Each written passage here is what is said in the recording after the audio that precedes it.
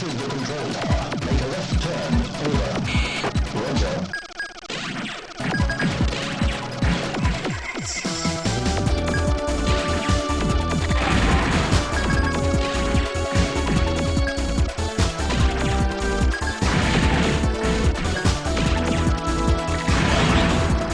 So what on earth is this game actually called?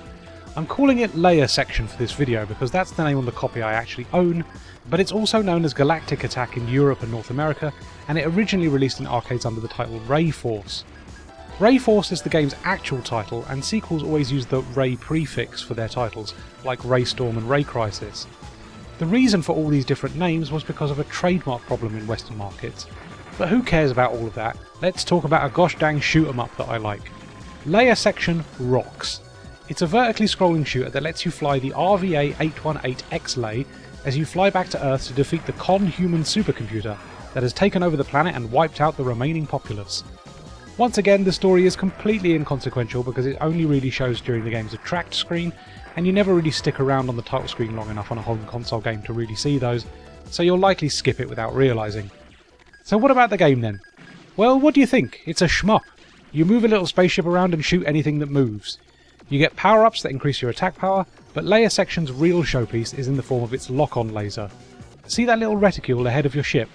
Hold the laser button, aim that reticule at something, and then release the laser button to unleash a barrage of additional firepower that can be used to attack enemies flying at the same height as your ship, or enemies that sit on surfaces much lower than the height you fly at. As you power up your ship, you can also increase the amount of enemies you can lock onto with a single laser shot, with the most being 8. And it's a great feeling weapon to use. It's very much like the first party SEGA Saturn darling Panzer Dragoon, except you're flying a cool spaceship and not a rubbish fantasy dragon. Yeah, I said it, Panzer Dragoon, what you gonna do about it? Also, what with this game being a port of a 1994 arcade game made on hardware designed to play games like Bubble Symphony and Arkanoid Returns, the art in this game is entirely 2D and it does so much cool visual stuff with its limitations, and it's all aged beautifully. Look at this artwork! The chunky explosion sound effects, the bangin' 90s electronic soundtrack.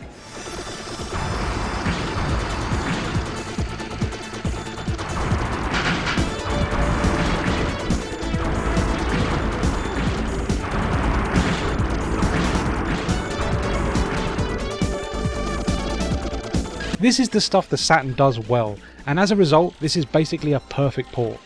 Once again, the Saturn proves that during the 5th generation, if you wanted to shoot 'em up, then this was the console you went to.